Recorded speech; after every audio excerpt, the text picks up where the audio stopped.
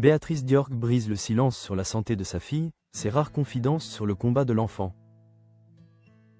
Émotion royale, la princesse Béatrice se confie sur la naissance prématurée de sa fille Athéna, une expérience incroyablement solitaire.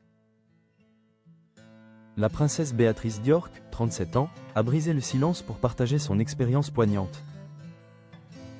De la prématurité, suite à la naissance inattendue de sa deuxième fille, Athéna, le 22 janvier 2025. La princesse est devenue la marraine dévouée de l'association Born, qui œuvre pour la recherche sur la prématurité, à l'occasion de la Journée mondiale de la prématurité, ce lundi 17 novembre 2025. Béatrice a livré un témoignage touchant et transparent au micro du Born Podcast, en compagnie du professeur Mark Johnson. La petite Athéna était initialement attendue au début du printemps, mais elle est arrivée prématurément à l'hôpital Chelsea and Westminster, avec un poids de seulement 1,95 kg. Cette épreuve a profondément marqué la princesse, la poussant à user de son influence pour soutenir les familles traversant la même situation. Au micro, la fille aînée du prince Andrew et de Sarah Ferguson a décrit la prématurité comme une expérience incroyablement solitaire. Son intervention est un vibrant plaidoyer en faveur d'un soutien accru et d'une intensification des recherches.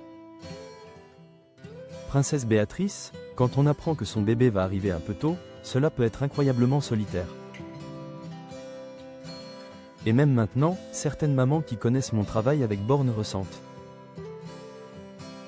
un véritable soulagement de savoir qu'une organisation soutient la recherche et pose les bonnes questions. L'annonce de la naissance d'Athéna, survenue plusieurs semaines avant terme, avait été faite par Buckingham Palace et son mari, Edoardo Mapelli Mozzi, en début d'année. L'expérience a conféré à Béatrice une empathie unique pour la cause de l'association Born, dont elle est désormais la marraine.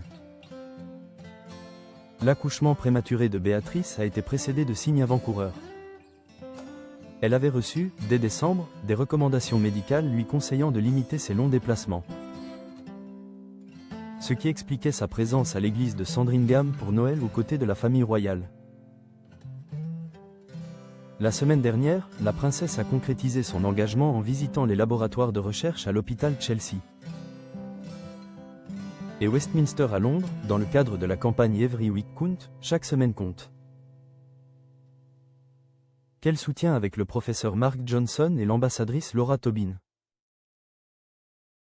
Dans le podcast, elle a souligné l'importance du partage et de la collaboration face à une problématique mondiale. Princesse Béatrice, j'espère que mon soutien à cette campagne incitera d'autres parents à partager leurs histoires, afin que nous puissions apprendre les uns des autres.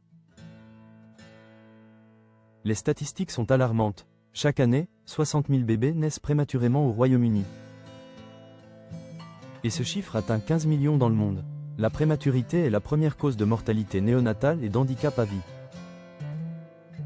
Béatrice a insisté sur le manque criant de données concernant la santé des femmes enceintes et la nécessité impérative d'une collaboration scientifique internationale. Seul, on ne progresse pas, mais avec Born, nous pouvons faire la différence et améliorer ce qui se passe dans les hôpitaux partout dans le monde. Son appel est un espoir pour les millions de familles concernées.